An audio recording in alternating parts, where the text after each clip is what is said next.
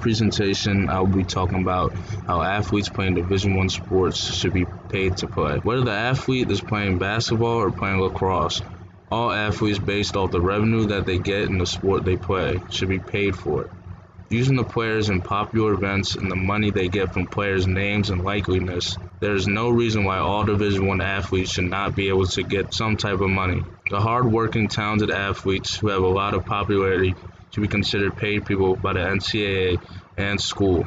Even the less revenue-generated sports inside the school that doesn't make the same money that college football and men's basketball make, for example, those athletes of those sports should still be getting a profit based off the revenue they bring in from their sport. The NCAA should ultimately get rid of the scholarship-based concept or change what the scholarship would be like, because athletes do not benefit from the scholarship they have because they don't have the necessary time for the free education they are receiving. Unlike their peers, they practice and have games weekly, which could take them anywhere between 20 to 40 hours a week, playing that sport and being around that sport for meetings and such. Hurting themselves, and so this they're is not what getting paid for it. Jamie wrote here. In football, out of 73,557 NCAA participants, approximate number who are draft eligible is down to 16,346, and now down to draft picks, it's 256. So we're talking 256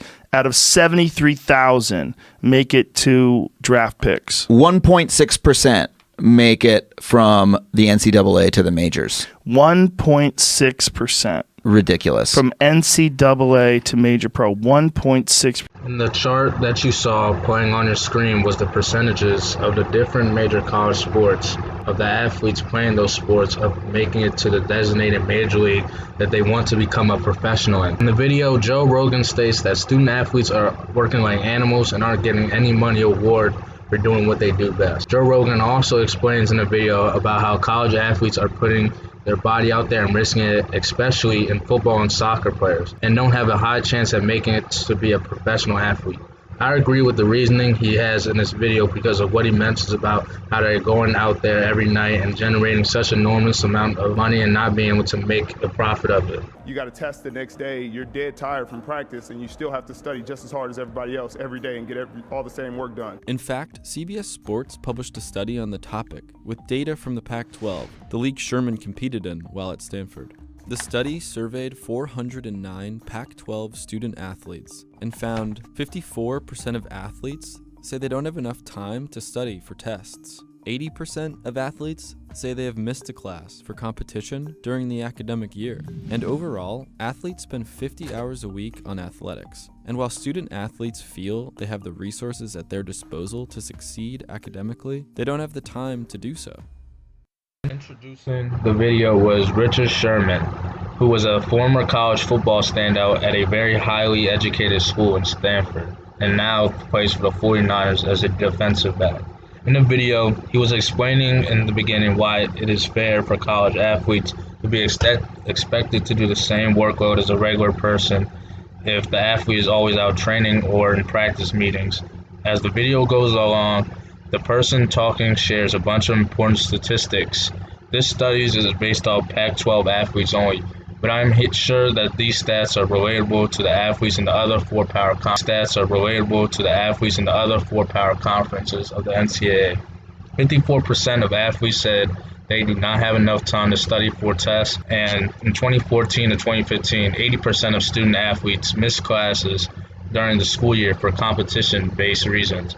What I like about this clip is how the person goes into depth about the statistics behind the athletes' classes, and you really get a feeling if an academic scholarship is worth it for an athlete. At this point in the video, you're probably thinking, why aren't student athletes paid with all the statistics that have been shown? Well, there can be seen as multiple reasons to why athletes are not paid yet, but one of the main reasons is the NCAA stinginess and corruptness that is within the organization. You are on the volleyball team or the soccer team, or dare I say the women's college basketball team, because we live in the existence of Title IX. You don't generate the level of revenue that men's college basketball generates. You don't generate the level of revenue that men's football generates. Therefore, you don't deserve the revenue. that they bring in. What we are really fighting as it pertains to the NCAA system, Skip, is this notion that everybody has to be treated equally and fairly. Who the hell applies to that? That's simply not true. From Stephen A's perspective in the clip, he is trying to say that college athletes that aren't generating the big money to the schools shouldn't be paid the same as the athletes generating a lot of money to the school. Basically stating the salaries of the pay should be different, and that is what the NCAA is not understanding. That everybody cannot be paid the same because the level of revenue that is generated from the sport may be different more times than not, making a sport with higher generated revenue the sport that athletes should be paid the most in. The NCAA is so busy trying to make equal pay, which in my opinion is stopping them from going forward into trying to have student athletes paid, ultimately resulting in why they are one of the most corrupt organizations we have today. The chart shown on the screen is the money generated on average from different sports in Division I. This data was taken in 2017, and the numbers are only going to continue to rise as more and more outstanding athletes come to play college Division I sports and not get paid any money to be playing the sport that they love for now based off their name and likeliness. As this past year in the college sports world, we've seen a spectacular athlete named Zion Williamson go out there and play Duke basketball every day for free and generate an enormous amount of money to the game and the college of Duke, and he did not get paid any of it. The UNC versus Duke game sold for $5,400 as the highest ticket price for a seat to watch the teams play last year. To conclude the video, college athletes should be paid based off the reasonings from the video, and I feel like it is only a matter of time and rule regulations that must be implemented into making this happen. As of right now, California institutions are allowing players to make money off their name and likeliness, and only more states are going to come into the picture, as New York is on the way as well to passing their bill to have college athletes paid to play. I am confident that these states are doing the right things for the student athletes to be on the way to them making a check off what they love doing as a young adult.